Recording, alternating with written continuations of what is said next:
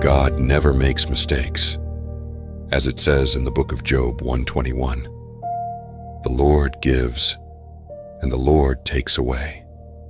Blessed be the name of the Lord." So if God could take away someone you thought you would never lose, imagine the person He can bring into your life, someone you never saw coming, someone better than you imagined, because what God removes is never greater than what He has prepared for you.